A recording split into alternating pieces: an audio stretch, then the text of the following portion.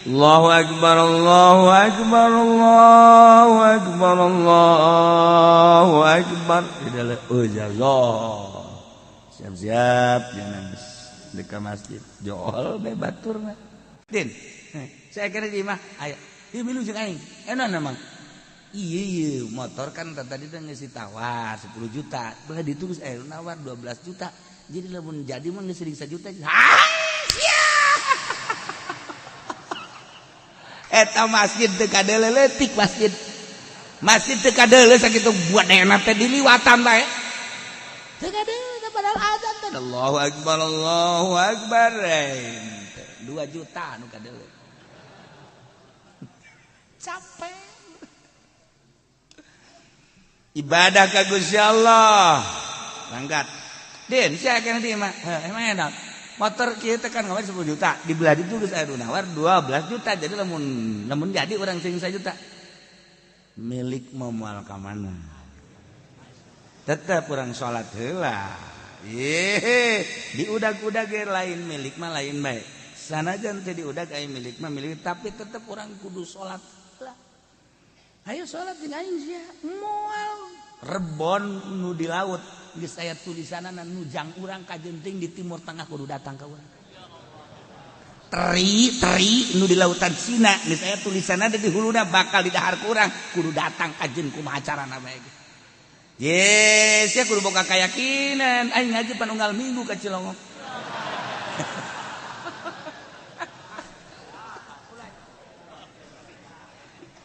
Baturan lana takiat Udin. Sia deuk salat bae. Geus aing mah deuk heula bae ieu mah lamun teh mah jadi 12 juta.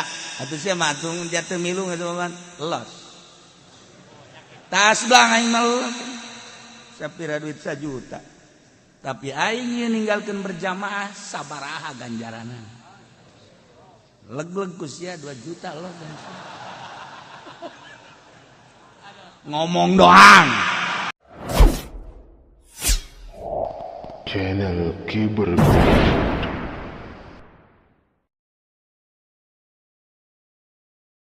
A'udzu billahi minasy syaithanir rajim.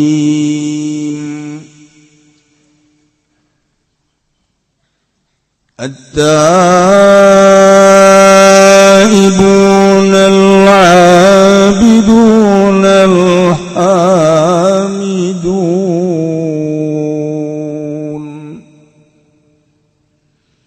as-saihun ar-raki'un as-sajidun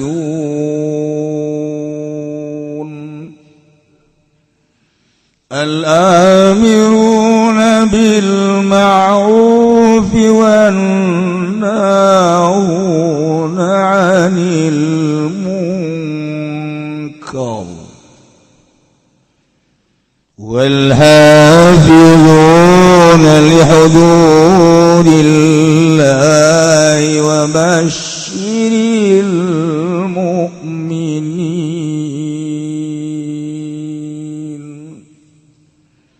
والله أعلم بمرادي التائبون العابدون. Nyaritakeun jelema mukmin anu bakal dibere surga ku Gusti Allah teh aya 8 rupa. Nomor kahijina at-taibuna mu'minun anu tararobat tina kasalahan-kasalahan mumpung urang masih keneh dibere kesempatan ku Gusti Allah. Ulah sok adigung-adiguna urang pake tobat ka Gusti Allah. Nu paling hebat jam 3 peuting. Paling hebat. Setengah 3 hudang mandi wudu salat Allahu akbar 2 rakaat. Langsung diuk merenung kesalahan-kesalahan.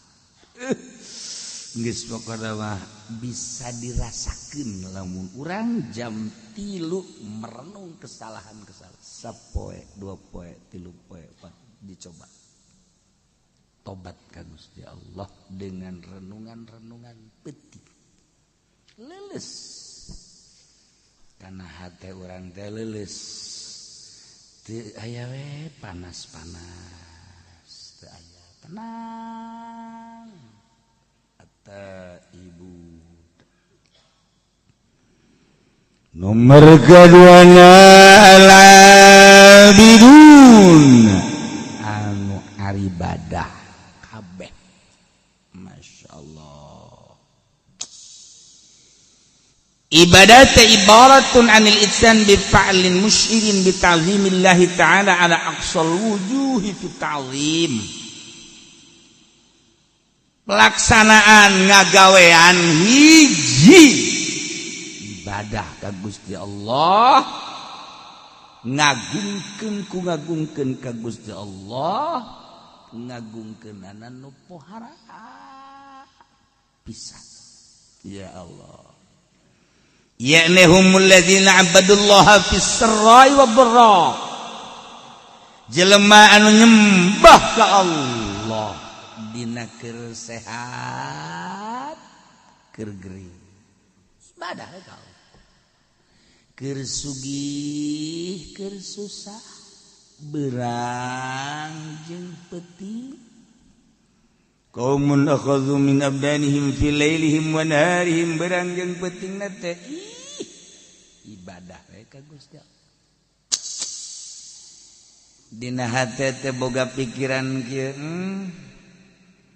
aing teh eueuh tadina kuari aya nu ngaayakeunna Allah maha kawasa Allah pangeran aing geus aya aing dihirupan ku Gusti Allah ya Allah ya Rabb alhamdulillah abdi teh dihirupan ku Gusti dulur abdi tetangga abdi nu sebaya jeung abdi geus baralik abdi masih kena dihirupan tur dibere sehat batur maya nu bengek darah tinggi dan lain-lain sebagainya tapi abdi mah dibere sehat Gusti ieu abdi teh sehat abdi hirup abdi segala rupa pakena bakti ka Gusti naon ku Gusti dititah salat lah insyaallah leutik perasaan salat puasa jahat sapira puasa kecil sama puasa tahajud jahat sapira tahajud tuh kan sedekah Gusti abdi mah jadi kanikmatan sedekah ngeunaheun perasaan sedekah teh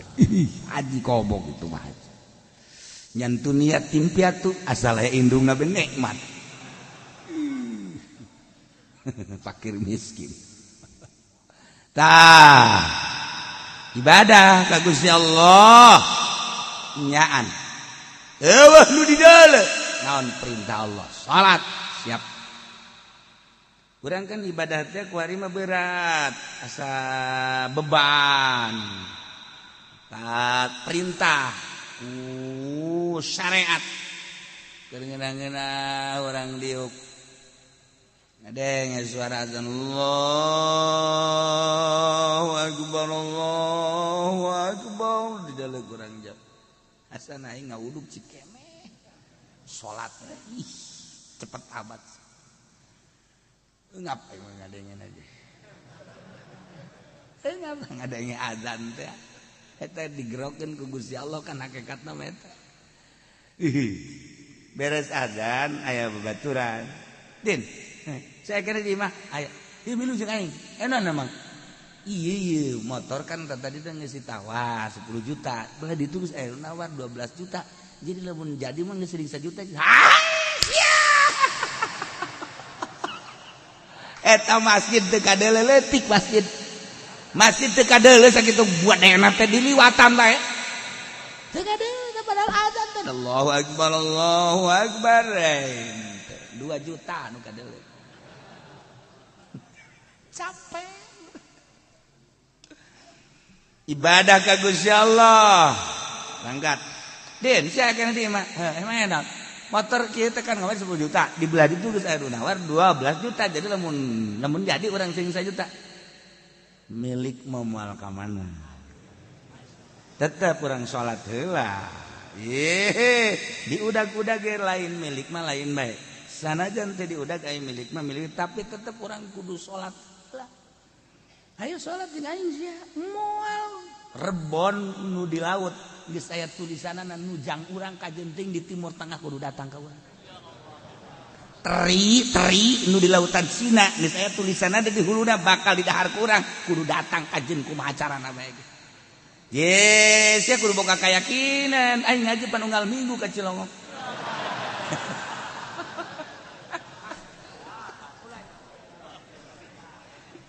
babaturan lana takiat udin sia deuk salat bae geus aing mah deuk heula bae ieu mah lamun teh mah jadi 12 juta atuh sia mah atung jatuh milu ngeuman los tas blang aing mah sapira duit 1 juta tapi aing ninggalkeun berjamaah sabaraha ganjaranna leg-leg ku sia 2 juta loh ngomong doang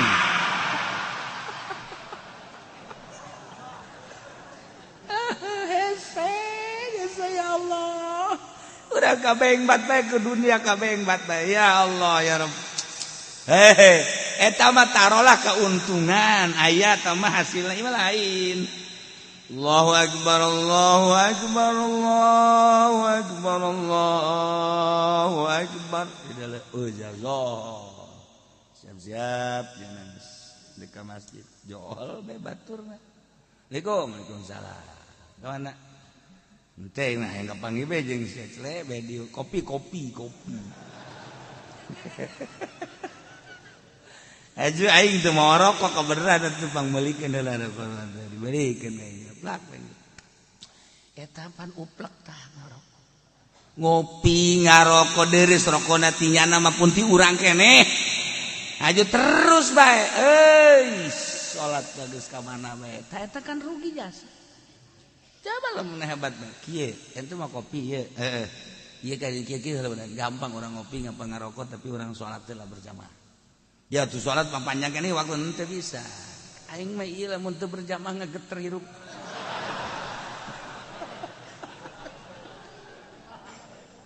taginaheun geus gitu ya Allah ya Rabbi Gusti al-abiduna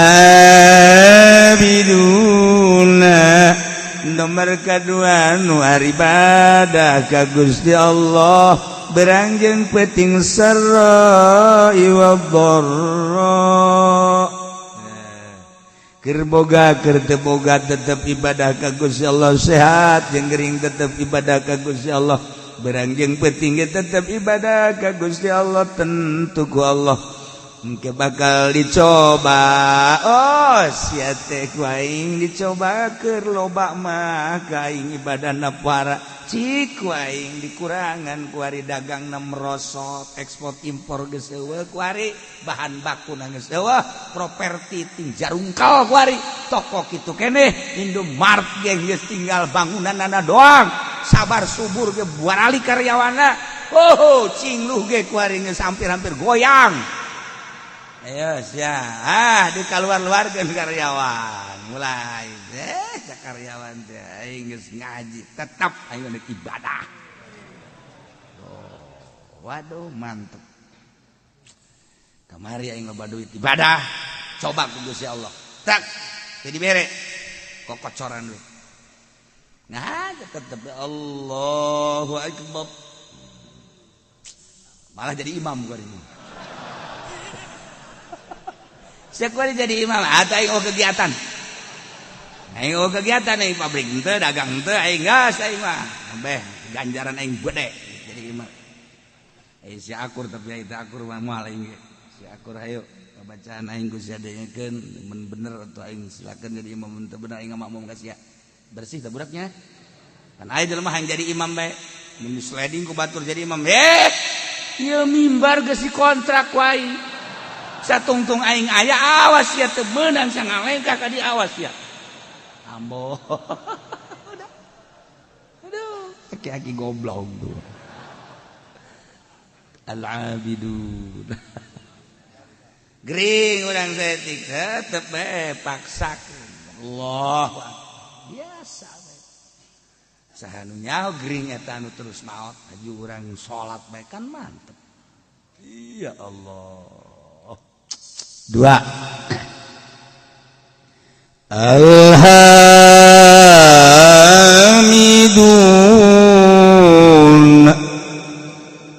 anu mararuji kabeh ka Allah ala kulli hal setiap situasi jeung kondisi kumaha bae selalu muji ka Gusti Allah. Jelema anu muji ka Gusti Allah dek teu muji kumaha atuh. Dek teu muji kumaha sabenerna mah ka Gusti Allah. Urang teh eueuh ka aya nang Allah ya Allah ya Rabb alhamdulillah diayakeun. Geus aya di hirupan Gusti alhamdulillah. Abdi teh diurus ku Gusti. Sanggeus diurus urang sehat alhamdulillah dibere sehat. Geus sehat tepan karasa kuari dahareun nu amis karasa amis, nu asin karasa asin, pahit karasa pahit, peuheur karasa peuheur. Eta kan ngaranna sehat nu kos kitu teh. Gusti alhamdulillah. Alhamdulillah. Peuting karasa peuting, beurang karasa beurang. Pan kadang-kadang jelema teh sehat bah, beurang teu karasa beurang, peuting teu karasa peuting. Teu sehat ngaranna. Ieu mah sehat alhamdulillah. Muji ka Allah. Ya Allah ya Rabb. Ketika orang dibere gering sales mah masih muji alhamdulillah. Lah sapira sales mah batur mah lumpuh. Urang dibere laleles tapi bisa kere lempang. Alhamdulillah Gusti kakarek dibere leles batur mah geus teu bisa lempang. Dibere orang geus teu bisa lempang. Alhamdulillah Gusti batur mah teu bisa diuk, abdi mah diuk bisa keneh. Bisa orang atuh mah diuk, bukan bisa diuk, tapi teu bisa lempang. Alhamdulillah batur geus bisa diuk-diuk acat. Bari mah bisa ngedeng doang, tapi robah mah bisa batur bae teu bisa robah-robah acan abdi mah ya alhamdulillah ngedeng mah bisa, robah bisa. Ngomong mah ngeunah. Kadak dibere pararanas beungeut bae ge. Batuk saeutik. Maju bae. Teruskeun salat. Neng bilang, aing mah geus baal salat, bongan ku Allah dibere gering. Gusti Allah tolol teh budak.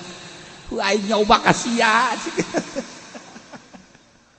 Muji terus ka Gusti Allah. Alhamdulillah. Li'anna Allah akhbara an ahli al-jannah bi annahum yahmiduna Allah ta'ala. Sebab Allah ngabejaan ka urang kabehan tentang ahli surga bahwa ahli surga teh maruji selalu ka Gusti Allah. Dina Al-Qur'an dijelaskan wa akhiru da'wahum anil hamdulillahi rabbil alamin. Selalu maca alhamdulillahi rabbil alamin. Wa akhiru da'wahum tung undanganana ucapanana ahli surga alhamdulillahi rabbil alamin. Takkan jeung Nabi kana Nabi idza atahul amru yasru qala alhamdulillahilladzi bi ni'matihi tatimmus shalihat. Idza atahul amru bi kurhi qala alhamdulillahi ala kulli hal. Lamun Kangjeng kadatangan perkara nu ngabungahkeun macana alhamdulillah bi ni'matihi tatimmus shalat tatimmus shalihat. Tapi lamun nilai hiji perkara kadatangan hiji perkara pika embungeun macana alhamdulillahi ala kulli hal. Ya Allah ya Rabb. Masyaallah tuh ya. Awwalu man yud'a ilal jannah yaumal qiyamah alladzina yahmiduna Allah ala kulli hal fis-sarra'i wad-dharra. Pangheulana jelema anu disambut, anu digerokeun, anu diprioritaskeun ilal jannah ka surga yaumal qiyamah jaga di poe kiamat alladzina yahmiduna Allah ala kulli hal. Jelema-jelema anu maruji ka Allah tina setiap tingkah fis-sarra'i wad-dharra. Kabeh ge atuh nang Allah tinggal muji bae geus ka Gusti Allah mun hayang pangheulana digerokeun ka surga. Geus bae urang selalu bersyukur muji ka Gusti Allah dengan bahasa alhamdulillahirabbil alamin. Sok biasakeun ti kuari. hiji at-taibun, dua al-abidun, tilu al-hamidun. As-saihun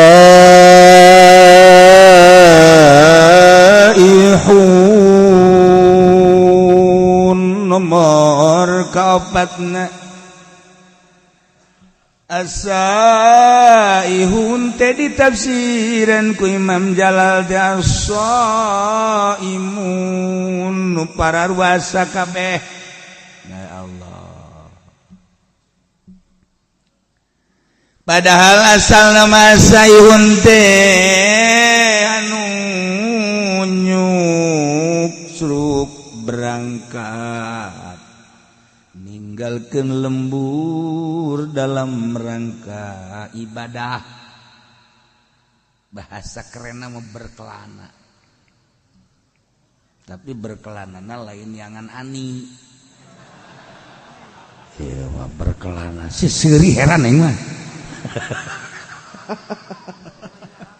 Iya mah berkelana ibadah ya karim ya Allah. As-saihun jelema-jelema nu ninggalkeun lembur ibadah ka Gusti Allah. Keberanian si Imam Jalal nafsiran as-saihun ku as-saimun. Oh, lantaran jelema anu puasa teh kapan ninggalkeun kangenahan dahar, kangenahan minum, kangenahan jima, ku ninggalkeun dahareun minum menjima, maka sarua jeung jelema anu beberangkatan ti imahna. Ketika jelema berangkat ti imahna menuju satu daerah eta teh kapan ninggalkeun kesenangan-kesenangan. Sapoe dua poe mah kadang bekal aya keneh, 3 poe 4 poe bakal aya keneh. Tapi kabelah ditu mah lazat adalah geus bekal. Ketika geus bekal nyana tawakkaltu 'alallah. Na eta saihun nu puasa ge kan kitu. Sanajan teu ngomong ka Gusti Allah sarua jeung kieu Gusti, abdi teh ieu teh dibere sehat ku Gusti, tapi abdi ayeuna erek ninggalkeun heula dahar, ninggalkeun heula nginum, ninggalkeun heula pamajikan jiba moal. Lantaran abdi teh ieu teh rek berangkat ka Gusti, ieu mah hayang nang ridho Gusti. Padahal mah dahar halal, minum halal, jima halal, tapi abdi hayang ngadeketkeun diri melalui pepegatan ala kadar datang ka magrib. Ai geus magrib mah abdi ge eta mah qada. Daharna ge eta mah nu biasa sapiring jadi 3 piring. Ai sia naonan goblok cek Allah. Ai ini pepegatan ulah rosa teh gatu magribna. Hampura bae Gusti mah. Tah eta kan pepegatan tagarana saihun. Oh, jadi atuh majaz. Majaz lah cek ahli bayan mah. Teh saihun. Wow, gede ganjaranana. Senin, Kemis atau Rajab, ya saihun sepuguh Ramadan. Sorga.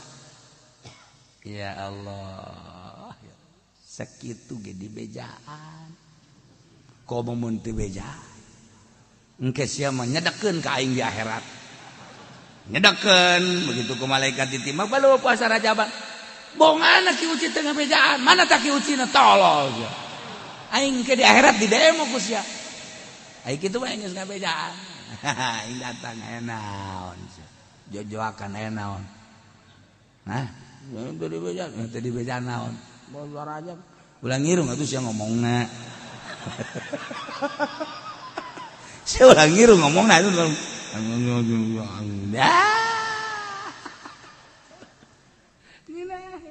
Aing malah nyedekeun ka sia. As-saihun ya Allah ya Rabb. Ya. Nomor kahiji as-saimun tapi wakil cek sakalma iya dina hadis cek dina hadis siyahatu ummati as-shaum tadi atawa talabatul ilmi jelema nu neangan ilmu agama eta adalah saihun ninggalkeun lemburna ti Belaraja ti Cisoka ti SPT SPT di Bogor ya dikurokeun suka taneuh suka bumi maksudna pan digelag-lagan sudah ninggalkeun lembur berat ngaji neangan ilmu Allah saihun surga eta keur carita masih keneh saprovinsi urang lewat Jawa Tengah Jawa Timur makin jauh makin gede ganjaran wah cenah urang mah kamisro wah habis di jero cangro kacang di jero sukro suuk di jero babari comro oncom urang Sunda mah babari nyieun ngaran teh babari cilok aci dicolok cireng aci digoreng ya babari jasa guys waduh nyieun ngaran sadaek-daek bae ha aya deui basreng baso digoreng macam-macam disebut jauh tinggalin zaman tah saihun teh talabatul ilmi santri-santri santrian sebab yantaqiluna min baladin ila baladin fi talabihi katilu saihun teh al-guzat al-mujahiduna fi sabilillah jelema nu perang ngaluhurkeun agama Allah masya Allah saihun Kangjeng Nabi idam tanam minal ukli wal syurbi wal wiqai wasadda ala nafsi abwaba syawatin fatahat alaihi abwabul hikmah wa tajallat lahu anwaru alimil alamil jalal saihun teh jelema-jelema anu pararuasa ninggalkeun dahar nginum jima hayang menang ridho Allah berarti jada pepegatan jeung kalazatan dunia di mana-mana jelema nahan dahar nahan minum nahar jima jeung nahan jima jeung pemajikanana nutup lawang syahwat Kangjeng Nabi eta teh bakal infatahat salai abwabul hikmah bakal kabuka lawang-lawang hikmah wa tajallat lahu anwaru alamil jalal bakal ebre cahaya alam jalal mentak Kangjeng Nabi leuleutikanna kieu bae heula man akhlasa lillah arba'ina sobahan zaharat yanabi'ul hikmah min qalbihi ala lisan saha jelema anu ngamurnikeun ngaikhlaskeun ngabersihkeun tina dahar nginum jeung jima puasa 40 poe bae bakal zaharat yanabi'ul hikmah lahirlah sumran-sumran hikmah timbul tina qalbuna bakal kana lisan engke lisanna bakal dibimbing ku Gusti Allah sebab qalbuna bersih 40 poe ulah dahar ulah nginum ulah jima jeung pamajikan 40 poe 40 peuting paeh bisa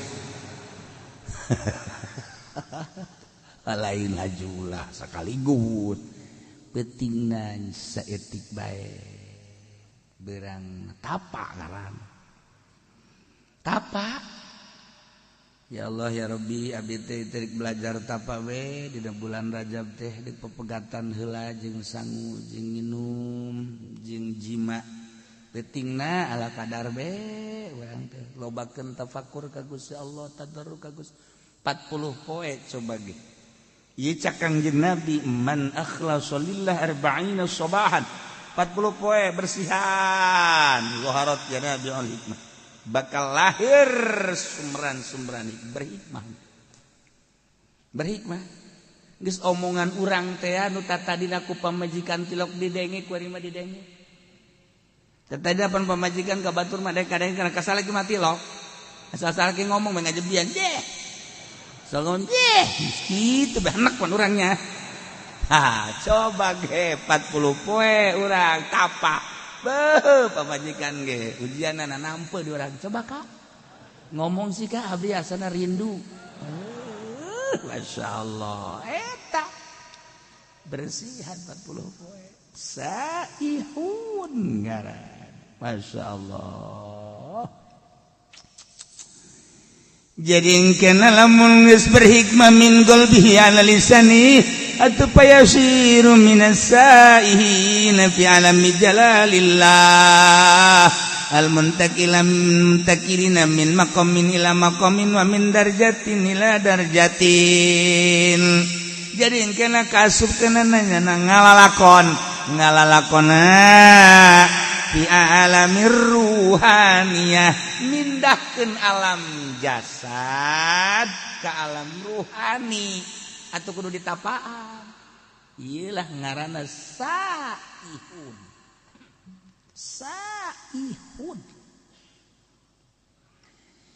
di Bani Israel baheula teh aya hiji perguruan di mana-mana asup kadinya guru rohani kita puasa tapa ngaranna riyadhah 40 poe 40 peti lanjut ku ari ge masih bala di Israel di Bani Israel asal geus tapa 40 peti deleujeng degena berubah ambeuna berubah kuari geus jadi aya di alam ruhan hebat eta perguruan rohani mun kuari thariqah nu asli nah aya hiji jelema asup ka dinya eta teh bagi teh tukang zina lacut mabok aing asup ka perguruan ieu lah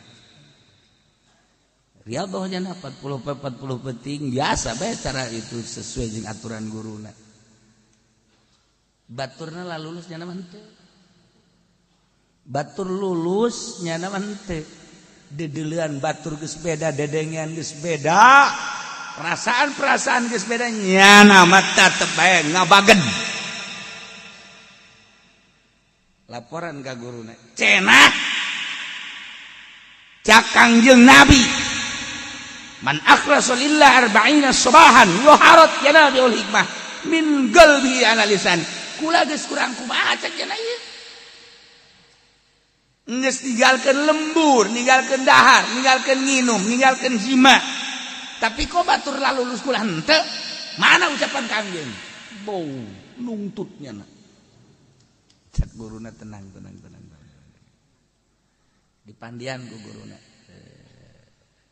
pandian doa bareng guru pareum sia doakeun ku guruna di mana ieu sih kasalahanana menta ka Gusti Allah ya Rabb ieu budak teh hayang bener tapi ieu geus diriyadhahan 40 penting masih keneh di mana kasalahanana dibere ilham ternyata korengnya anak jadah anak zina bahkan indungna masih zina keneh jadi gangguanna ti indung gangguanna ti indung langsung didatangan ku guruna nyai wah order ya jadi siapa tuh nyokan pakai sorban meren anggap order baik kecuali si eta los yang si bangsa apa berenya datang teh pajadek mau order.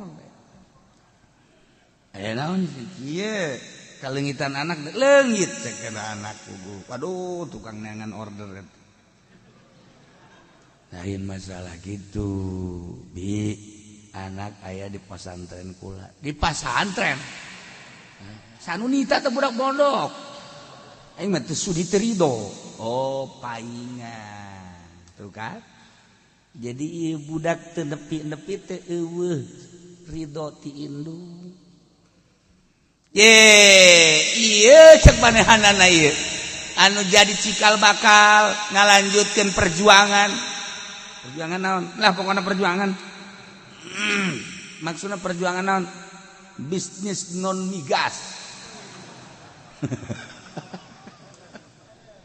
Oh, ya anak kula horeun pesantren paingan bukul ieu teh angan nu bae. Tah ieu mah ridokeun bae nya binya, ridokeun anak geus pesantren. Di imah di ditu bahkan geus 40 bener leungit geus 40 poe. Ieu ngajakan apa hayang sorangan manehanana hayang mengabdikeun diri ka Gusti Allah lantaran kaya miskin beungar nu kumaha ge bakal pae becek man lah mani ngabdikeun diri bae ayeuna riadoh masyaallah teh budak ku suci-suci teh pikiranana padahal dibere dahar tina hasil non migas. Tapi ya budak naon gitu jadi bagus. Saya tuh diridokeun atuh geus ieu sabodo jana deuk ibadah mah ka Gusti Allah. Balik deui geus diridokeun ngadoa deui. Memeh ngadoa ceuk anakna, "Mama, abdi kuari geus berubah.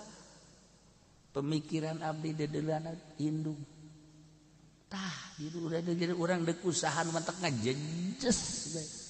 Indung ditoler-toler mah.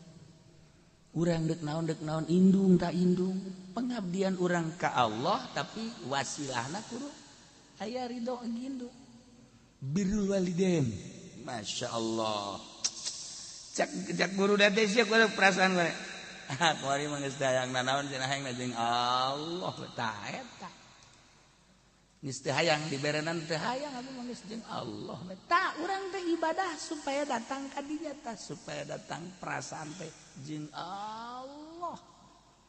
Urang mah dongeng doang pan. Atuh dongeng doang mah riadoh henteu naon henteu.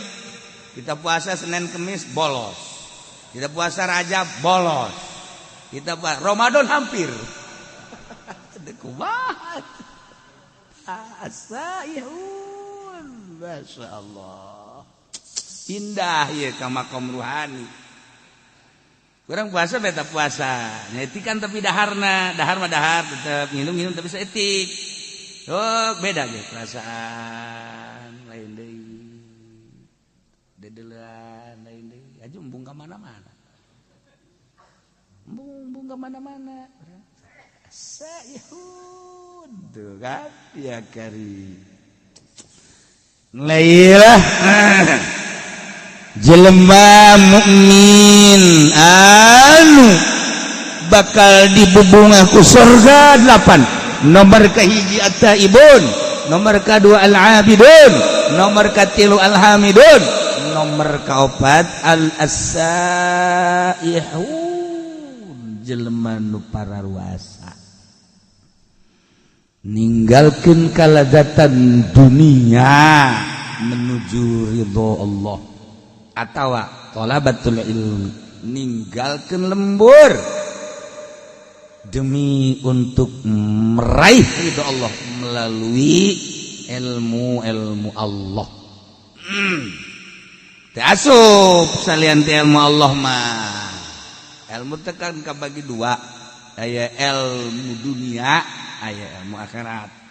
Nu dimaksud di ilmu akhirat. Ilmu dunia mah kacau bae. Ilmu dunia nama ilmu dunia nu lain ilmu akhirat ilmu dunia kacau.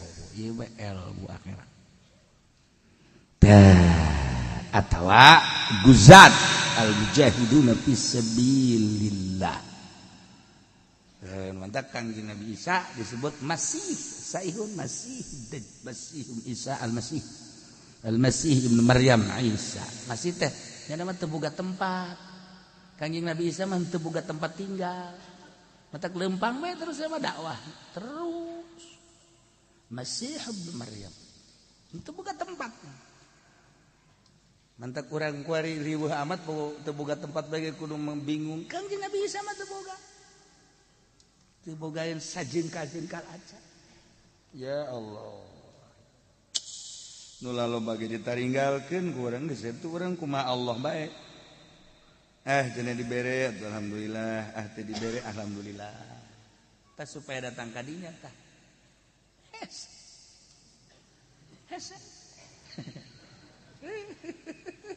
Karena balalener tuh. Budak jasana aing mah teu pernah ngawakafkeun eta ka masjid. Kok pajar wakaf bae. Ieu tuh bapak kolot wakaf. Atuh kunaon teu bebeja ka aing teh bapak kolot jigo. Kahayang aing bapak kolot ngawakafkeun atuh bebeja ka aing. Geus bae masjid dijual. Masya Allah, kayak lain nambahan wakaf, pendahan ngejual wakaf. Lalakon lamun geus caritakeun alam ruhani, ieu teh kapan kudu aya anu ngatur tentang ruhani, ngaranna eta teh ilmu batin. Nu ngurusan ilmu zahir mah gampang kadeuleu ku mata, tapi ngurusan ruhani mah hese. Anu bahayana jelema anu encan usul ka Gusti Allah geus milu-milu ngurusan batur ngabeat, kita zikir milu thariqah ka manehanana dengan catatan kena mayar maharna make emas. Goblok meureun.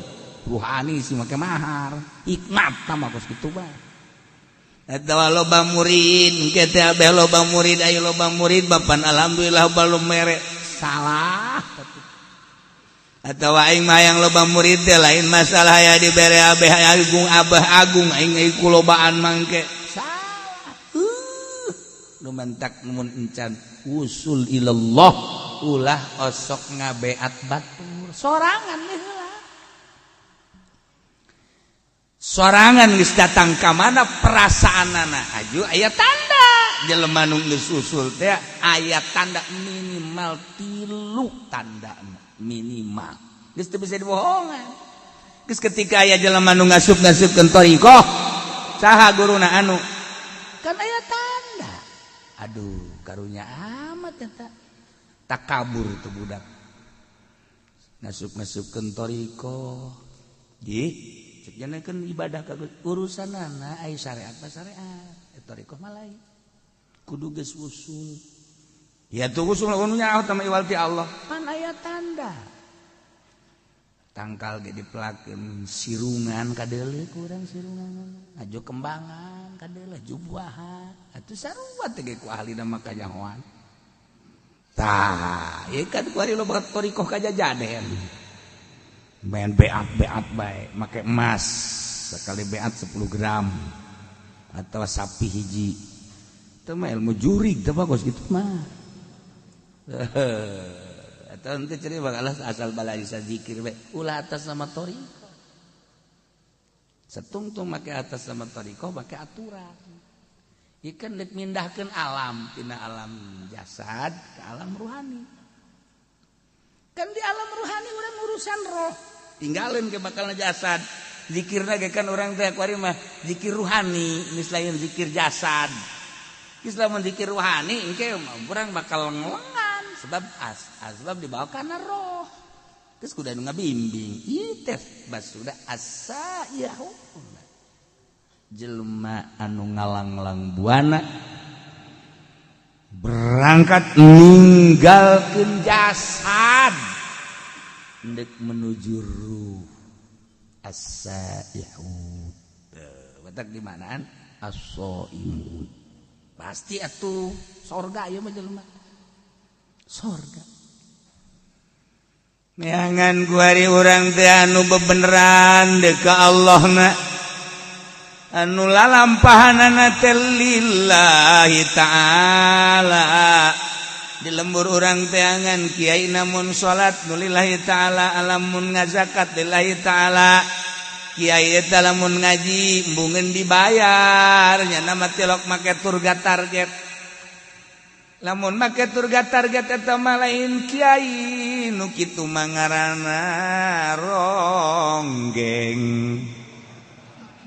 mun aya kiai make target nu kos kitu ngaranna ronggeng kiai hijikeun jeung sinden Karawang saipun mah lain kitu lillahi ta'ala. Oh, salaman ipis teu kudu usah nama lillahi ta'ala ditarima ge paling 10.000. Barang mung kandal mah teu kudu. Ente. Ulah ente. Aduh.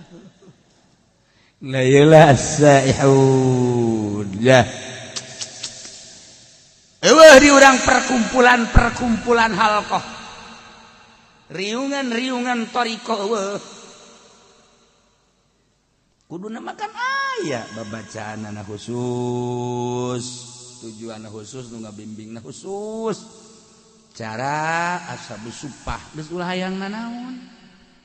Geus abe ulah kabita neuleuh motor, teu kabita neuleuh mobil, teu kabita neuleuh jabatan makomo hiji we Allah. Lah cenah kiai ulah kos kitu cenah ngomongna kumaha cenah mun jelema kos kararitu engke ieu sanu ngurus nagara. Ulah waka ngomong kitu sia. Teangan aya nu daekeunna goblok. Ye ulah sok aju ulah ngomong kitu cenah kiai beusi jelema kararitu kabeh. Ulah waka ngomong kos kitu aya nu endekna. Jadi gantung siak wae. Eta sok ngomong kitu atuh cenah lain syariat Kangjeng Nabi cenah kos kitu mah kumaha lamun jelema kararitu kabeh. Ayo saha nu endekna? Saha nu endekna ayo. Ninggalkeun warung, ninggalkeun toko, ninggalkeun tani, ninggalkeun bisnis, ninggalkeun pamajikan, ibadah bae ka Gusti Allah. Haju cek jana ngomong atuh mun kos kitu kabeh eta mah ulah waka ngomong kos kitu kabeh sia we endeup moal. Tembak siapa ieu. Parangsana naon beureuh. Hese bubu. Pan Kangjeng Nabi mameme diangkat jadi rasul teh hubiba dipake ka sekolah. Nyepi heula Kangjeng Nabi teh dibere embung babarengan jeung makhluk jeung jelema teh dibere embung ngadenge suara-suara jelema teh dibere tebet tangah hiji jeung jelema teh hubiba ilayal khala resep nyepi datang ka Kangjeng Nabi teh naek ka Guha Hira sorangan memeh diangkat jadi rasul teh mawa bekal Kangjeng Nabi teh Zam-zam ala kadar roti, ala kadar korma, ala kadar pertama Kangjeng Nabi teh di ditu teh kan saminggu. Ke naik deui ka ditu teh jadi 12 poe naik deui 15 poe dibere resep nyorangan di Guha Hira teh. Eta gunung teh can pernah katincak ku jelema Kangjeng nu ngamimitianana masyaallah. Ibadah bae ka Gusti Allah teu hayang ngadenge suara-suara studi ka Gusti Allah lempeng ka Baitullah ibadah tahanus ngaranna dibere resep kos kitu nu mah tak wajar lamun malaikat Jibril datang sebab keur nyorangan urang mah kuari can pernah riadoh di pondokna ge di pondok modern boga jaringan organisasi barang datang ka imah dek urusan agama ti mana horeng tai podol sero teu pernah tapa ieu di pondok pesantren Salafiyah bae kuari geus unu tapa komo di SMP lain soreng sanawiyah maksudnya lain ulah tapi lain dek urusan agama tama tarasi ulah dipotong atuh kiai sekaligus ngomongna ke admini jeung terasi kan jadi beda ubah aing bae aing ngomong tah engkena jadi kada demes kana dunia kada demes kena kada dunia lah cenah kiai henteu ieu mah deuk nyeun pondok pesantren modern tapi teu kada demes kana dunia nonggeng aing mana jelemana beungeut tak kos kumaha beungeut tak kos kumaha kiai salapiah hese ngariung asal teu dibere berkat bae haju bae ngahiung ulah sok kasinggung ieu mah deuk nyaritakeun lain nyinggung hese maksudna hese mantak neangan kiai nu asup ka Golkar lillahi ta'ala mana coba kiaina mana sia asal teu ikhlas atuh mal beres maksudnya ulah lain ulah berarti hese itu kelihatan hese atuh mangga bae eta mah henteu cenah nu di NU mah ikhlas mana bangetna banget mah ikhlas mah kumaha emang lain ge henteu cenah nu di HTI mah ieu mah dina di huruf dah maksudna kumaha kieu kudu riyadhah heula geus beres hasil riyadhah ket teu hayang kana dunia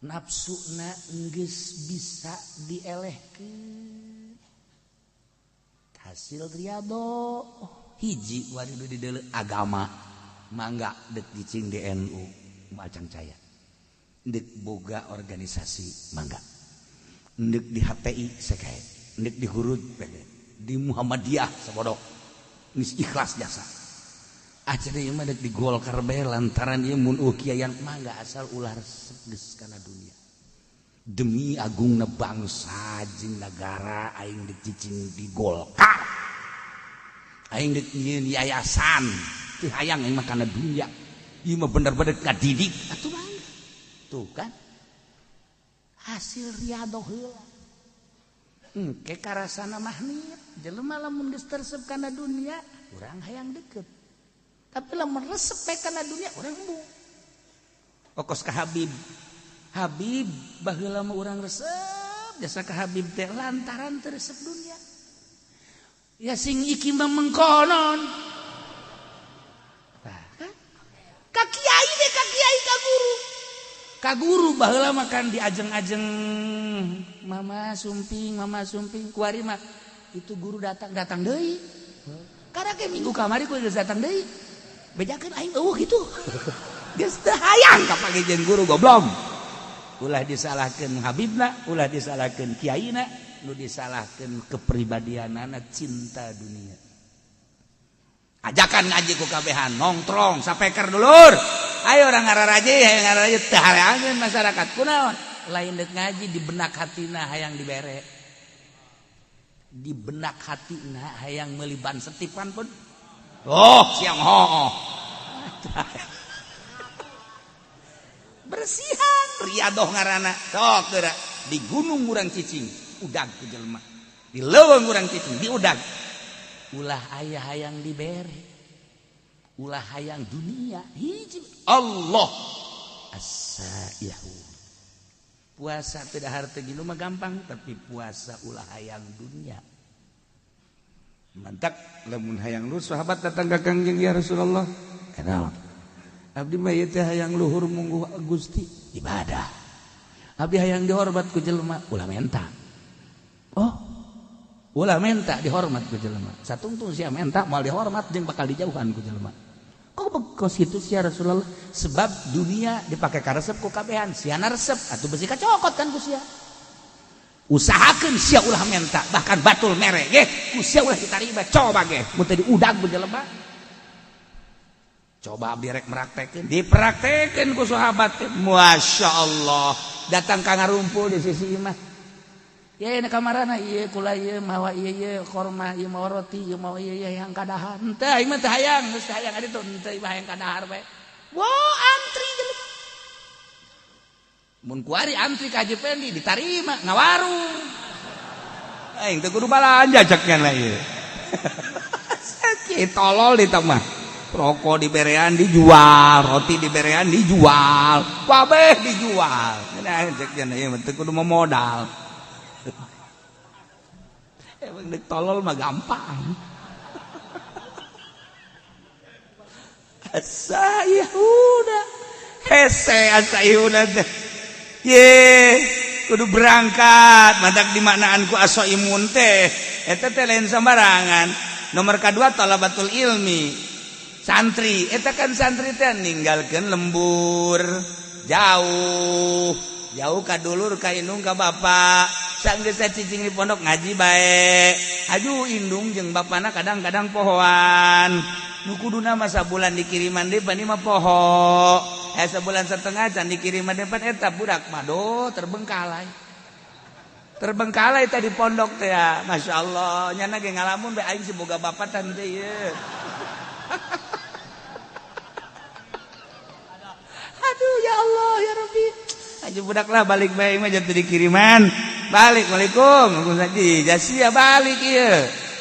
Aje, nanaonan sia balik tuh. Lain disambut nanaonan, Bang. Kuduna makan mikir, heuh aing telat ieu. Ieu mah lain nanaonan sia balik. Je. Teu henteu lamun nyeri hate anakna. Kulantaran anakna geus nuju leuna Allah. Gas aing mah geus kajen teu dibiayaan ge ku Gusti Allah, ja kiaina ge mere dahar ieu ka aing. Tungtuna mah neumleukeun we Pak. Tak ieu talabatul ilmi pegatkan tina segala mah. Teu gede ganjaranana. Masyaallah puguh. Guzat mah. Ieu mah teh dibandang as-shaimun. As-saihun lalakon ibadah ninggalkeun alam jasmani menuju alam ruhani. Ieu carita tafsir as-shaimuna. Dijerokeun deui atuh eta teh tadi ngalep ngaranna. Sakumaha dongeng tadi. Raki'una sajidun anu raruku kabeh jeung nu sarujud al musallun tegasna nu sarolat. Raki'un jeung sajidun teh teh kinaya kana salat sebab hiji ibadah anu dirukuan kecuali salat, hiji ibadah anu disujudan kecuali salat.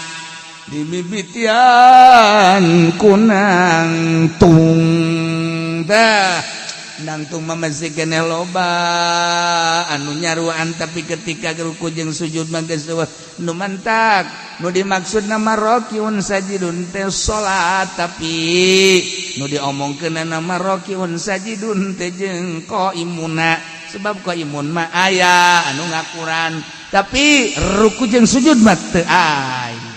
Nah, nu bakal dibubungah ku sorga mukminun teh anu ar-raki'una sajidun sarolat. Sarolat. Salat teh maksudna manem bongkeun katawaduan ka Gusti Allah.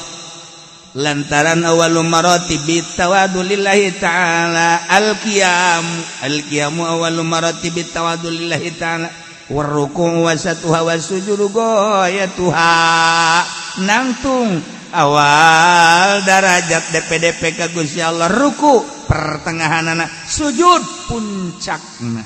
Masya Allah.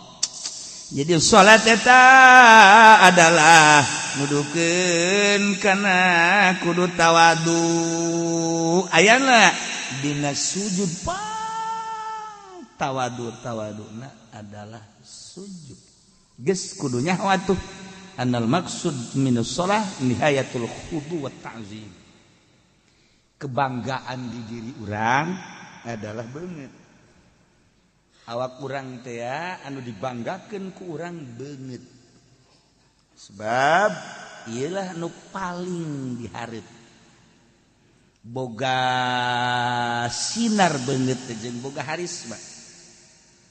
Urang lamun neuleuh beungeut SPM serem atawa beungeut jawara mata beureum kumis mablang jagot sempong awak kuru.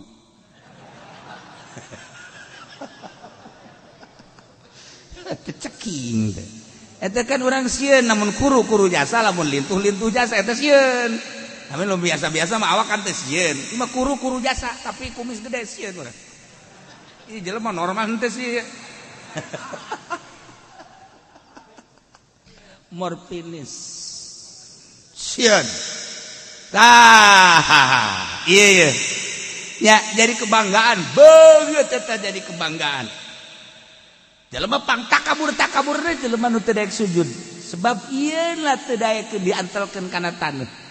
Saat si kasep, saat si ganteng, saat si geulis, saat si hebat, tetapi manehanana daek wudu kemudian salat Allahu Akbar diperhatikan kan ku Gusti Allah nangtung awal maratibit tawadu rukunya na masyaallah begitu sujud beungeut nu sakitu dimumule jeung mulyana tapi dia diantelkeun kana taneuh. Nu mentak pang hebat-hebat nama orang lamun salat di kamar nu hebatna langsung antelkeunana kana taneuh. Di masjid eueuh pan kuari mah taneuh. Eueuh kuari mah marmer. Sakitu di marmeran kita teh kusu. Urang make samping pang bagusna pamer. Pamer teh urang kita mah tamer. Urang tamer nyana pamer. Urang mah tamer nyana mah pamer, pamere maksudna.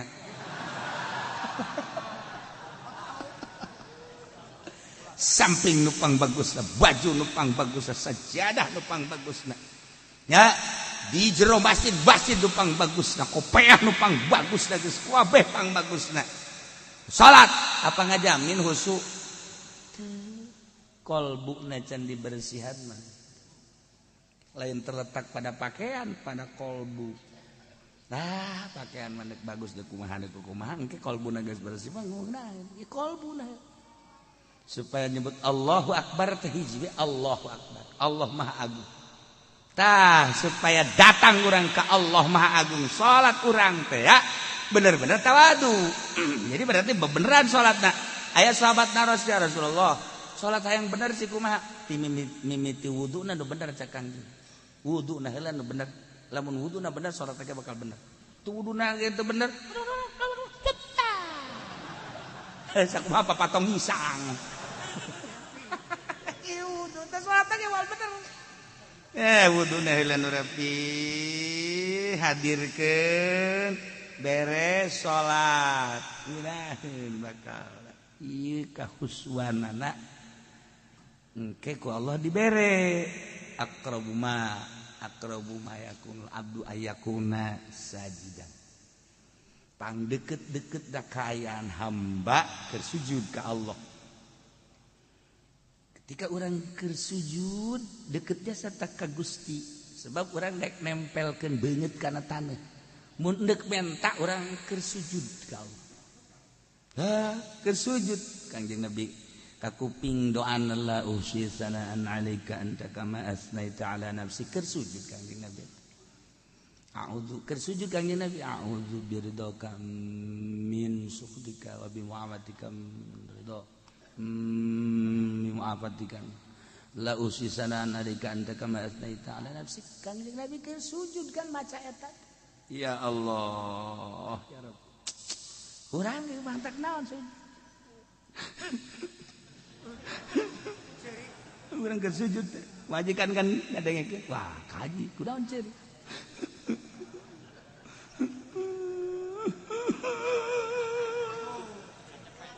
Majikan ge baktara milu nya ge milu ceurik.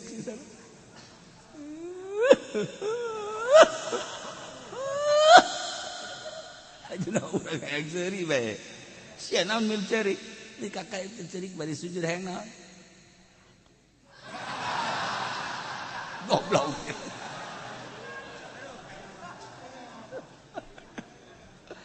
Eta keur sujud urang naon kabutuh urang. Masyaallah ar-raki'un as-sajidun salat. Beungeut tu sakieu mulyana dimumule ku urang tapi didaek dipake sujud geus sorga. Iyalah ar-raki'un as-sajidun. Masyaallah. al-amiruna bil ma'ruf wan nahuna 'anil munkar. Urang nu menceritakeun salat nya ieu keur carita bae heulana Sayyidina Abu Bakar Siddiq radhiyallahu salatna 2 rakaat nya nama penting. Sholli sunat tahajud rakaatin Allahu akbar 2 rakaat doang ngan saquran.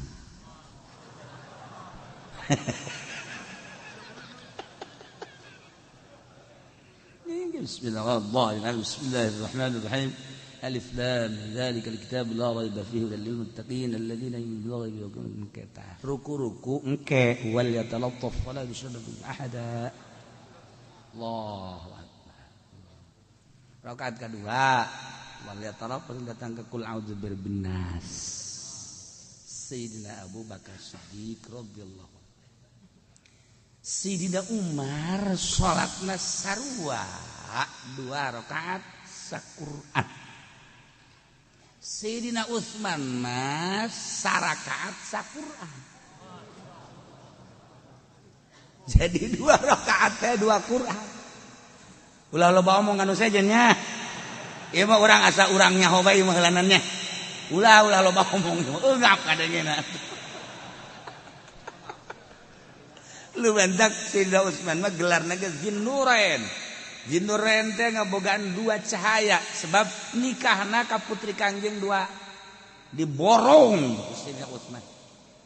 Ye, koya pupus nikah ka Ummu Kulsum. Tak Ummu Kulsum pupus nikah ka Siti Ruqayyah. Eta Sayyidina Utsman mentak Zinnurain perintah ku Gusti Allah, ti Gusti Allah kawinkeun deui ka putra Anjeun Muhammad. Sebab naon? Salat tahajudna sarakaat saquran. Jadi 2 rakaat 2 Quran. Percis kos urang mah kitu.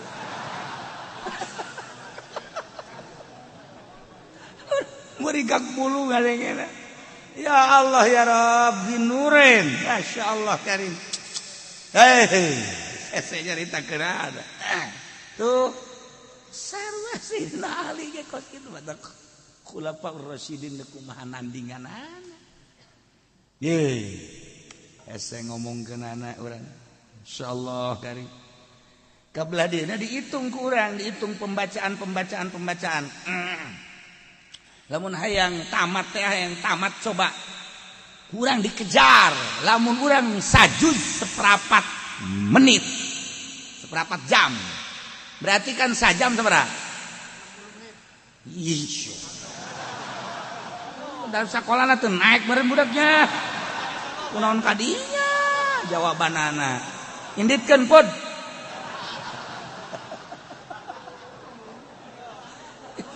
Jadi berarti sajam sabaraha?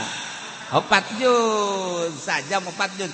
Jadi lamun 60 juz teh ya. Lamun 60 juz sabaraha jaman? Eta keur dikejar ku urang teh saparapat jam. Nah, lamun hayang rineh kan setengah jam. Kurang sajuz teh setengah jam. Sok geura baca Quran setengah jam. Kula masuk ngitung. Cek aing baca Quran coba ya. Lamun saparapat jam. Wah, bisa ngabuncal-buncal. Mus mun aya jelema bisa kan capek 20 rada deres setengah jam normal eta nu lancar setengah jam normal aing ngeunaheunana mah atuh sajam lamun sajam sajuz atuh berarti lamun hayang 60 juz 30 juz tambahan lah lamun maksudna dua kali tamatan tah sarakaat diudag kurang jadi berarti 60 juz 30 juz eta kan hese tah ngudagna moal ka udag geus kurang moal bisa nuturkeun Sayyidina Utsman Sayyidina Abu Bakar Siddiq moal bisa oh nyana mah lain alam ieu ngalengkah ke alam ruhani ongkos azan Ki Bilal lamun didengekeun ku urang 60 km kadang Ki Bilal suarana Allahu akbar Allahu akbar 60 kilo. Kadenge kaserang berarti. Coba Haji Pendi tidak adzan. Ayo coba. Di luar eta ngadenge bae kotok anjing bikin kasia. Kotok batur. Bilal 60 kilo, Masya Allah Karim. Mual bisa diukur kukumaha ge eta mah suara karomah tah mah. Suara karomah jelema keur ngangon kararieu bae. Jelema anu keur di sisi jalan kararieu nu di imah kararieu ki Bilal eta begitu adzan, Masya Allah. Eueuh nu teu ngajawab, buabeh dihitung 60 kilo. Suara karomah tah mah. Kuari ge urang bisa make HP. Streaming. Bener teh ngomong eta streaming. Sama baju awewe streaming. Aduh Gusti Allah. Ieu keur carita karomah mal ka udah kurang sama tugas alam nana. As-saihun ar-raki'un as-sajidun. Aduh masyaallah. Pokoknya urang nyaritakeun sahabat-sahabat tentang maca Quran. Urang geus tinggal tabena bae mangga hese. Urang hayang istiqomah bae hese. Maca Quran. Al-amiruna bil ma'ruf wan nahuna 'anil munkar. Anu bakal dibere pangbubungan surga teh mukminun anu selalu marentahkeun kahadean. Ma'ruf nomor hiji adalah iman, merentahkeun iman. Wan nahuna 'anil munkar, anu ngalarang tina munkar. Hulu munkar adalah kafir, berarti merentah iman ngalarang kafir. Eta kapan pang gede nah pagawean. Lamun urang nita iman ngalarang kafir ka jelema nu kafir, timbul bakal naribut. Nanti jawab perangan. Al-amiruna bil ma'ruf wan nahuna 'anil munkar, perang kajen kumaha. Hiji-hiji atuh. Hiji-hiji heula.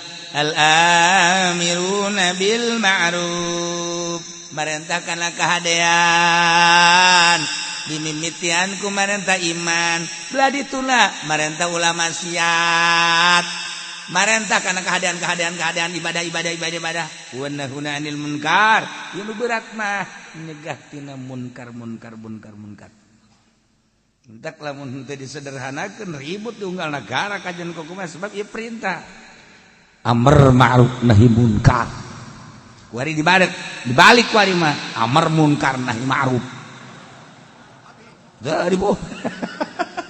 Merentah munkar, ngalarang ma'ruf. Kuari.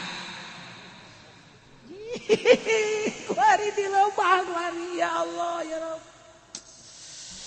Geus urang aya mah sabisa urang bae, amiruna bil ma'ruf sabisa urang. Naon nu urang bisa diparentakeun, jeung naon nu urang bisa dilarang. Cara urang bae melalui pengajian, melalui rajaban, maulidan jeung sajabana urang terapkeun al-amiruna bil ma'ruf wan nahuna 'anil munkar. Sabisa-bisa urang sebab teu bisa kuari melalui birokrasi di negara. Geus leupas negara tina amar ma'ruf nahi munkar. Lepas. Nyana mah geus teu urusan amar ma'ruf nahi munkar geus leupas. Masyaallah, karim leupas. Urusan ananya nama APBD, APBN, proyek. Urusan agama. Sebentak ditegoran ku Gusti Allah. Banjir, angin, gempa. Tegor ku Gusti Allah. Ulah kamalina anteuing sia teh hari rub teh marukan kumaha. Kos pangeran bae sia. Aingin langit, aingin bumi, aingin sia, aingin Quran. Sia ditoler-toler. Aing na aya, sia ngeunanyeun aing, podaran sia ku aing. Dialingan ku Allah. Baji. Dialingan deui ku Allah, ayo gempa. Elingan deui angin. Urang zikir teh keur waktu aya gempa bae. Subhanallah. eureun bae gempa seserian deui. Banjir. Subhanallah, subhanallah, masyaallah, la ilaha illallah, la ilaha illallah, la ilaha illallah, la ilaha illallah. Eureun we banjir, eureun deui. Sakallah teh banjir deui kitu ku aing ieu. Teu ditahayu ibadah ka Gusti Allah. Jadi pamarentahna we deui nu nitah. Nu nitah kembalilah kepada Allah. DPR teh endahan pasini be, jeung pasini. Hayu nitahan coba tuh. Ditahan babalik ka Gusti Allah lobakeun istighfar. Jadi urang ngeunaheun gitu tang ngadengena. We nu ngahayu-hayu kejadian alam. Asal banjir kejadian alam. Gempa kejadian alam. Angin kejadian alam. Kabeh kejadian alam. We kanu bogana ka ditu. Masya Allah. Ya al-amiruna bil ma'ruf wallahuna 'anil munkar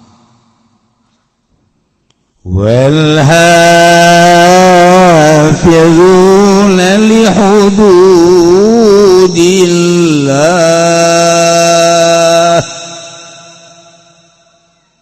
jeung jelema-jelema nu ngaraksa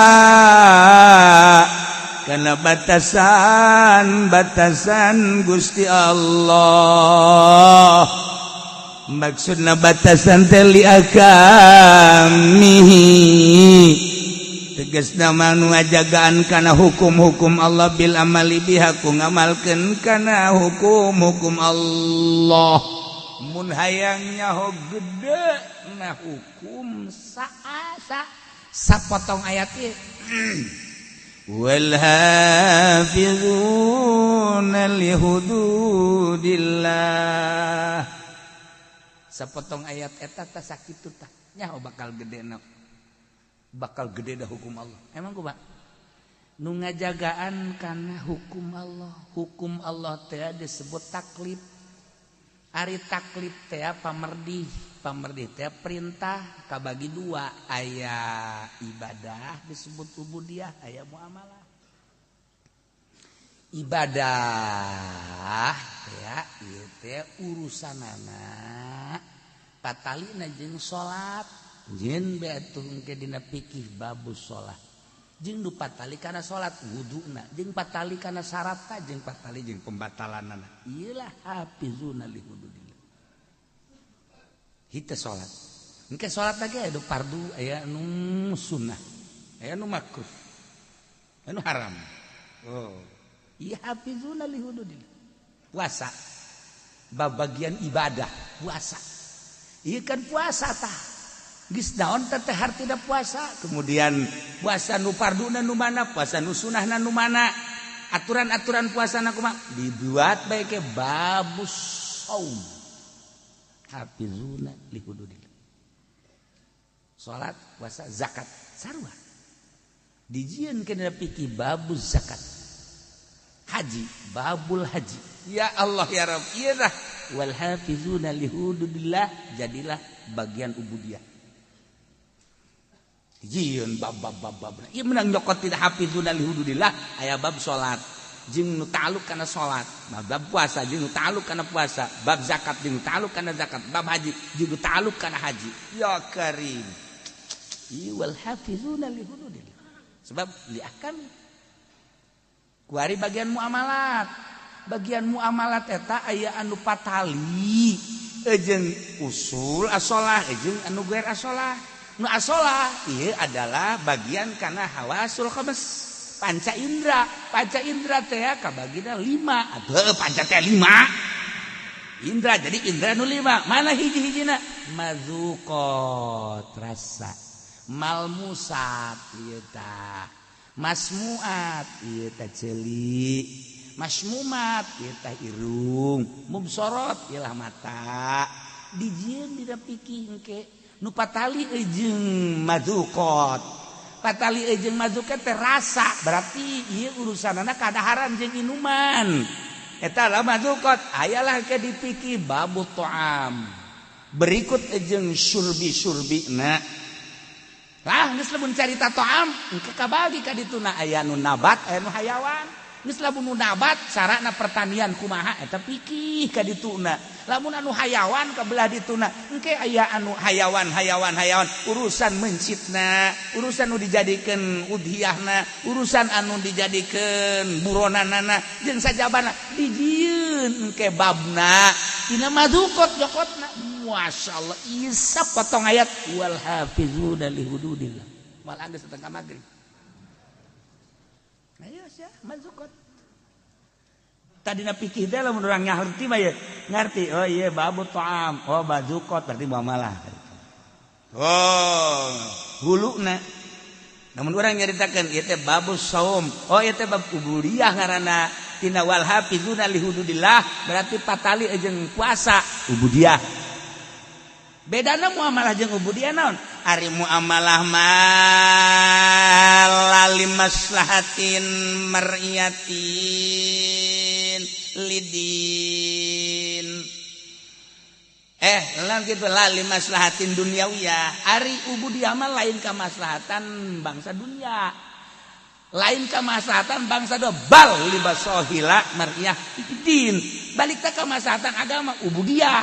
Jadi nyaritakeun ubudiyah mah nyaritakeun kemaslahatan agama ujung-ujungna akhirat. Langsung teh majang patalina jeung urang mah doh disebutna. Urang nyaritakeun salat urusanana pribadi urang jeung Allah. Urang nyaritakeun puasa pribadi urang jeung Allah. Urang nyaritakeun zakat pribadi urang jeung Allah. Urang nyaritakeun haji pribadi urang jeung Allah. Tah eta ubudiyah ngaranna urusanana pribadi urusanana jeung akhirat. Tuh urusan dunia. Geus teu urusan duniana engke patalina teh mah jeung hukum di mana-mana ka urusanana mun ngacaukeun karak aya sanksi. Muamalah mah urusanana urusan dunia. Ya, nu tadi tah madzukot tina cicip rasa. Berarti kan urusanana dahareun inumeun. Ku ari malmusat teh nu diragap. Nu diragap teh baju taragapkeun malmusa. Geus mana nu haram dipake jeung mana nu meunang dipake ieu baju pakaian. Asupna malmusat wal hafizuna li hududillah. Aya aturanna. Anu dipake ku urang teh aya nu haram, aya nu halal. Kitu keneh barang-barang malmusat, sendok, piring, pinggan, jeung sajabana barang-barang dapur, mana nu halal jeung mana nu haram istimalna. Malmusat karana termasuk awewe papa mana nu haram ditoel jeung mana nu wajib ditoel. Sia masa kos kitu be hudang kan. Aya nu haram ku urang diusapna malmusat tah deungeun. Aya nu meunang ku urang dicekel ka anak atuh ka dulur mah haram. Aya anu wajib ku urang dicekelna lamun anak ku urang ngagusur bae ka ieu geus teu kuat jasanya. Urang geus teu make calana ieu kula ieu. Eta malmusat ngaranna tah. Eta berarti kan babna bab wiko, bab jima. Geus lamun bab jima marana malmusat. Kadituna eta kan beunana kudu aya bab nikah. Geus lamun aya bab nikah nu ta'alluq kana nikah babna engkena mahar, bab imah, bab kitu napakah. Tuh dijieun dan pikir tina malmusat. Kabelah dituna engke anu muzilah lin nikah anu ngaleungitkeun kana nikah tolak berarti engke ka dituna tolak teh kabagi-bagi bae tolak bain kubro dan sebagainya.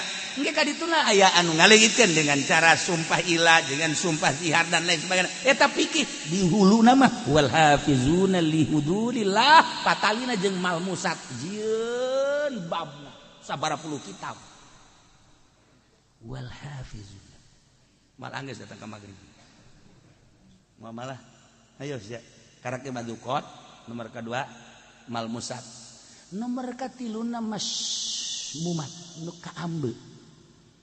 Naon nu kaambe ku urang aya nu halal anu haram, aya nu makruh.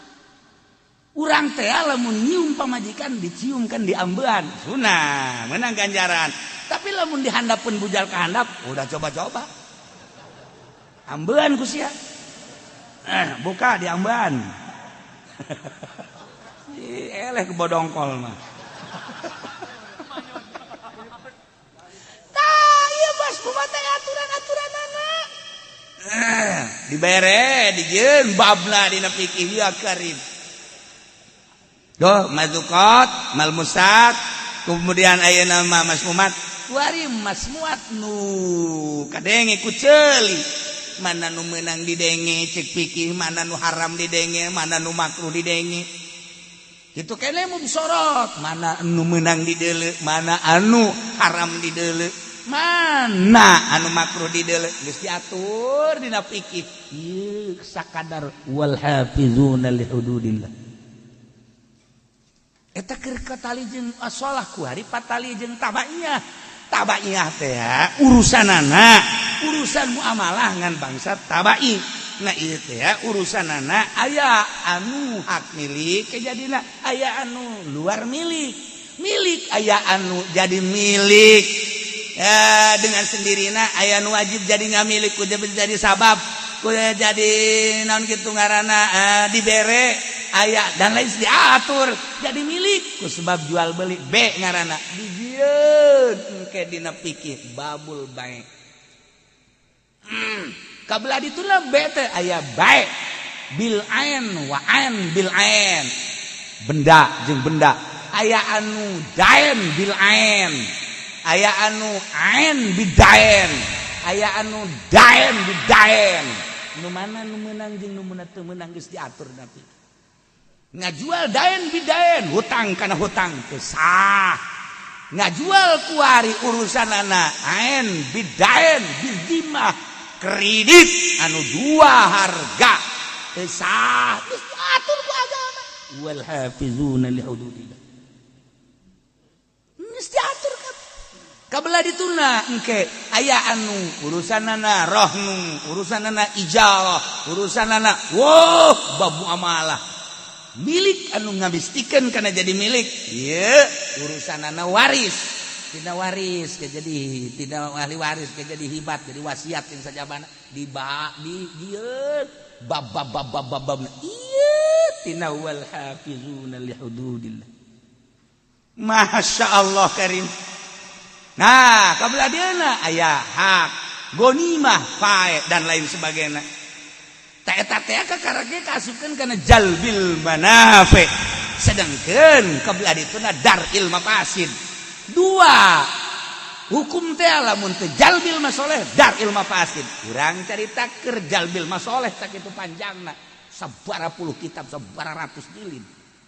Bab-bab lah bae tadi tangges pohara tah.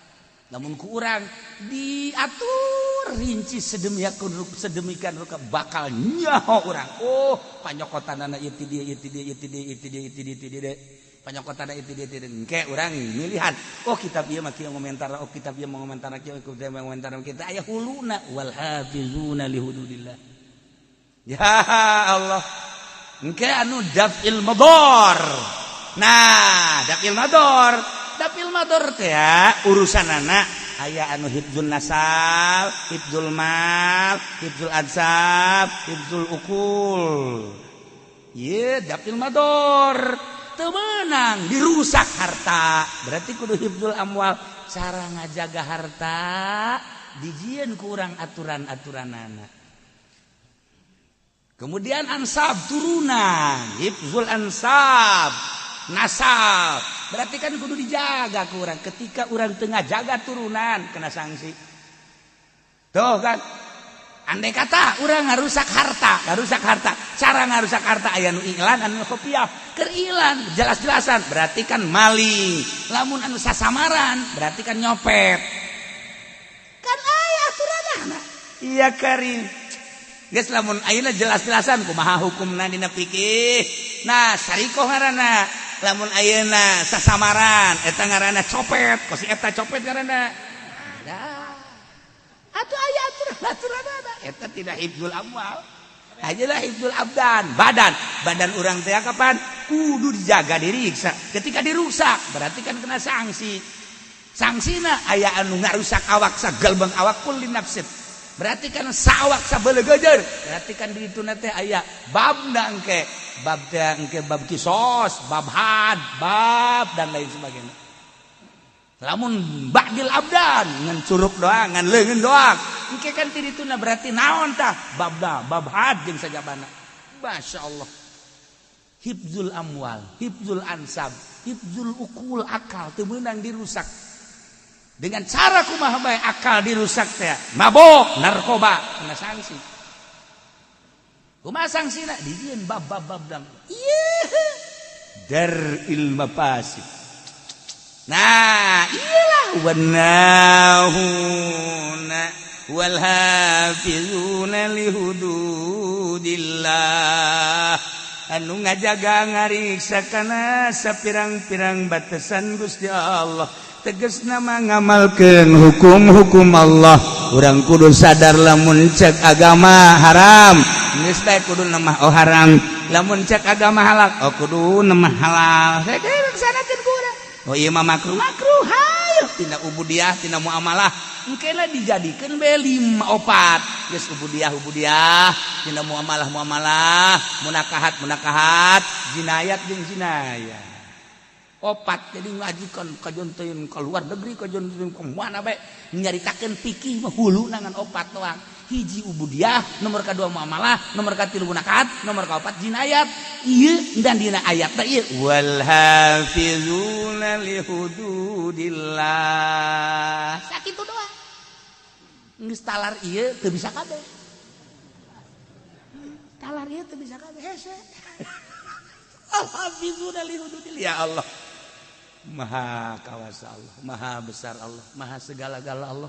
Dengan sekelumit bahasa Gusti wal hafizuna li hududillah, tapi kerangkum kabeh, karampid kabeh, pikih sop pikih kabeh sadunya aya kabeh di jero ayat wal hafizuna li hududillah. No 4 hulu teh tadi hiji ubudiyah, 2 munakahat, 3 muamalah, 3 mudakat, 4 jinayah. Tidinya dijieun bab puluhan di kitab disarahan deui. Ya Allah ya Rabb. Nu jelas mukminun anu wal hafizuna li hududillah ngajaga ngariksa ngamalkeun kana hukum-hukum Allah. Nyangakeun sadaya-daya kumaha cak Allah bae. Abdi bang geus percaya bae cak Allah haram-haram, cak Allah wajib-wajib, cak Allah sunah-sunah. Geus moal aya ruka-reka eta mah hawa nafsu teh mah nu kitu ngaranna. Cek Allah sholat wajib abdi bandek ngalaksan, cek Allah zakat wajib abdi bandek, cek Allah puasa teh Ramadan wajib mangga. Haji kitu keneh aya lain dilarang mah ku pamarentah basa aya corona. Tuh, bandek bae kitu teh tuh nya. Henteu kau di mah. Ieu urusan-urusan dilarang soal jual beli, berarti mau muamalah. Hambalah ya muamalah. Kitu keneh munakat mana. Kitu keneh jinayat abdi mandek nurut bae ka Gusti Allah jahiruk malila di alam dunia. Nah, wal hafizuna li hududillah. Ngamalkeun kana hukum-hukum Allah. Ieu anu bakal meunang pangbubung. Wa basyiril mu'minin. Bungakeun ku anjeun Muhammad para mukminin sarana bere bil jannati surga. Ya Allah, mukminin anu boga karakter at-taibuna al-abiduna al-hamiduna as-saihuna ar-raki'una as-sajiduna al-amiruna bil ma'ruf wan-nahuna 'anil munkari wal hafizuna li hududillah. Etalah anu bakal dibere pangbubunga sorga. Wa basyiril mu'minin. Mudah-mudahan urang kabehan dibere bisa muka mata hati urang sehingga urang bisa ngamalkeun ayat at-taibuna sampai dia jeung urang nemah ka Gusti Allah Subhanahu wa taala hingga urang dibere ku Gusti Allah pangbubunga. Urang kabehan bakal dibere sorga kabeh, asup ka sorga kabeh, berangkat menuju sorga babarengan jeung guru-guru urang jeung pemimpin-pemimpin urang di huluan ku Kangjeng Nabi Muhammad sallallahu alaihi wasallam. Allahumma shalli wa sallim ala sayyidina